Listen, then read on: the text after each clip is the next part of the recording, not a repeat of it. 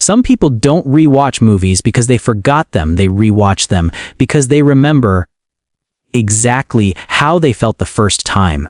And maybe that feeling is the only place that still feels safe. There's something strangely comforting about pressing play on a story you already know. No surprises, no emotional ambushes, no sudden disappointment waiting around the corner. Just familiar scenes, familiar voices, familiar endings, like returning to a room where nothing has moved, even if everything outside has changed. If you've ever found yourself rewatching the same show again and again, it's not laziness. It's not lack of curiosity. It's something much deeper, something quieter. It's emotional self-protection.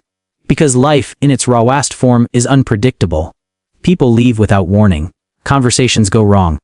Expectations collapse. And slowly, without realizing it, your mind starts building a small refuge, a place where outcomes are guaranteed. Rewatching becomes that refuge. Think of it like an emotional loop. A cycle where your brain says, I know this story won't hurt me. Even if the story itself is sad, even if the characters suffer, you already survived it once. Your mind has already processed the pain, rehearsed the emotions, and filed them safely away. There's no risk anymore. And for someone who has experienced emotional unpredictability, especially growing up, this matters more than it seems. Maybe you grew up in an environment where moods shifted quickly, where love felt inconsistent, where you had to read the room carefully, adjusting yourself to avoid conflict. Over time, your brain learned something important: uncertainty is dangerous. So now, even in simple as choosing what to watch, that old pattern quietly shows up. You don't just pick a show. You pick certainty. Rewatching becomes a way to control emotional outcomes in a world that rarely offers control. It's like choosing a path you've already walked, just to avoid getting lost again. And then there's nostalgia, but not the kind people usually talk about. Not just missing the past. It's more like trying to revisit a version of yourself that existed back then. Because every show you rewatch is tied to a memory, a phase, a feeling. Maybe a time when things were simpler, or at least felt that way. When you press play, you're not just watching characters, you're reconnecting with who you were when you first watched it. It's like opening a time capsule. For a moment, the present fades, and you get to exist in a version of reality that feels softer, more predictable, more intact. And if your present feels overwhelming, uncertain, or emotionally draining, that escape becomes even more valuable. But there's another layer to this one that's harder to notice. Rewatching isn't always about comfort. Sometimes, it's about unfinished emotional processing. There are certain stories that stay with you, not because of what happened, but because of what they made you feel. A character you related to too deeply.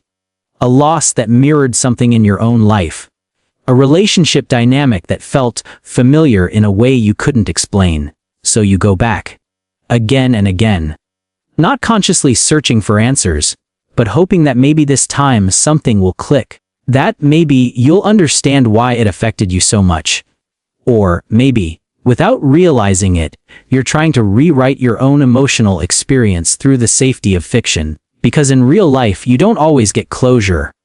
Conversations end too soon. People leave without explanations. Feelings remain unresolved, sitting quietly in the background of your mind. But in stories, endings exist.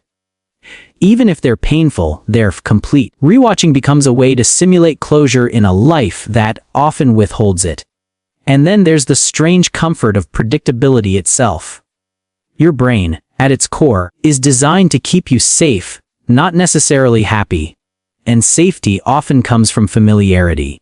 When you already know what's going to happen, your brain doesn't have to stay alert. It can relax. No need to analyze new characters. No need to anticipate unexpected twists. No emotional energy spent trying to figure things out. It's rest. In a world where your mind is constantly processing, overthinking, and adapting, rewatching becomes one of the few places where it can finally exhale. But what most people don't realize is that this habit can also be linked to something called emotional fatigue. When you're overwhelmed, whether by stress, relationships, or your own thoughts, your capacity to handle new emotional input decreases. Even something as simple as starting a new show can feel like too much. New plots, new faces, new emotional investments. It's exhausting, so instead you return to what you already know. Not because it's better, but because it's easier to carry. It asks less of you, and maybe that's what you need in that moment. But there's also a quieter, more hidden truth behind all of this. Sometimes, people who rewatch shows aren't just avoiding new stories. They're avoiding new disappointments. Because every new story carries a risk. What if it's not as good? What if it ends badly? What if you get attached and it lets you down? That fear doesn't just come from media. It often reflects something deeper, an internalized expectation that things don't work out the way you hope they will. So instead of risking that feeling again, you stay with what you already trust, even if it's repetitive, even if it's predictable, because at least it won't betray you, and maybe, in a subtle way, rewatching becomes more than a habit. It becomes a reflection of how you approach life itself. Sticking to what's familiar, avoiding emotional risks, holding on to things that once made you feel something, because you're not sure where to find that feeling again. But here's where it gets complicated, because while rewatching can be comforting, grounding, even healing in small ways, it can also quietly keep you stuck. Not in an obvious, dramatic way, but in a slow, almost invisible loop. The same emotions, the same stories, the same endings, over and over again. And somewhere deep inside, a part of you might be wondering, am I staying here because I love it or because I'm afraid to move on? And that question doesn't just apply to the shows you watch. It starts to echo into other parts of your life. The relationships you hold on to. The patterns you repeat. The version of yourself you keep returning to, even when it no longer fits who you're becoming. Because familiarity, even when it's limiting, can feel safer than growth. And growth is unpredictable. It asks you to step into stories you don't yet understand, with outcomes you can't control. Which is exactly what your mind has been trying to avoid this whole time. So when you press replay, it's not just about the story on the screen. It's about the deeper question your mind is quietly asking. Is it safer to relive something known or risk feeling something new? And maybe the answer isn't as simple as choosing one over the other, because somewhere between comfort and avoidance, between healing and hiding, there's a thin line that most people don't even realize they've crossed. And once you cross it, comfort slowly begins to turn into a cage. Not a loud, obvious one, but a quiet, invisible cage made of repetition. At first, it feels harmless. Even helpful. You feel calm, grounded, emotionally safe. But over time, something subtle begins to shift. Your world starts shrinking, not in size, but in emotional range. The same scenes that once soothed you begin to replace the possibility of new feelings. The same endings begin to define what you expect from life itself. And without realizing it, you stop exploring. Not just new shows, but new emotional experiences. Because every time you choose what's familiar, you reinforce a message deep inside your mind of new equals risk, and risk equals pain. So your brain listens, it adapts. It starts protecting you more aggressively. You hesitate before trying new things. You overthink unfamiliar situations. You pull back from people who don't feel instantly safe. And slowly, the habit of rewatching stories becomes a mirror of a deeper pattern, living emotional comfort zones instead of expanding them. But here's the part that often goes unnoticed.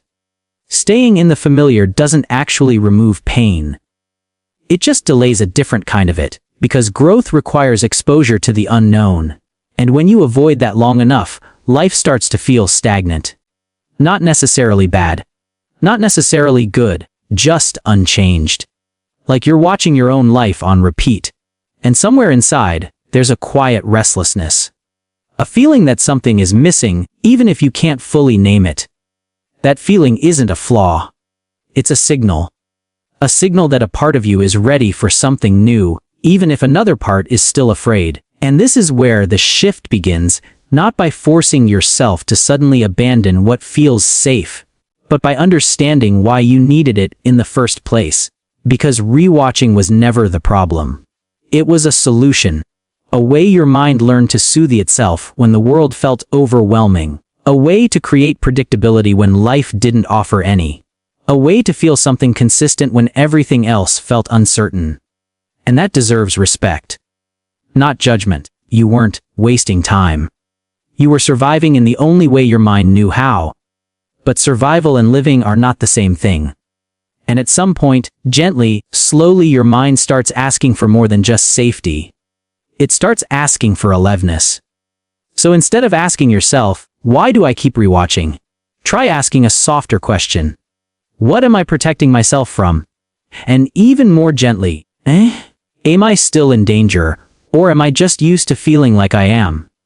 Because sometimes, the patterns that once protected you continue long after the danger is gone, and healing begins the moment you realize you don't need the same level of protection anymore. That doesn't mean you have to stop rewatching completely. It just means you start creating space for something new alongside it.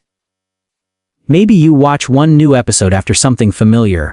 Maybe you sit with the discomfort of not knowing what happens next, without immediately escaping it.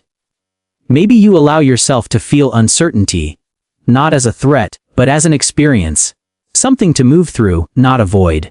Because every new story you allow into your life, no matter how small, begins to rebuild something inside you that may have been quietly lost.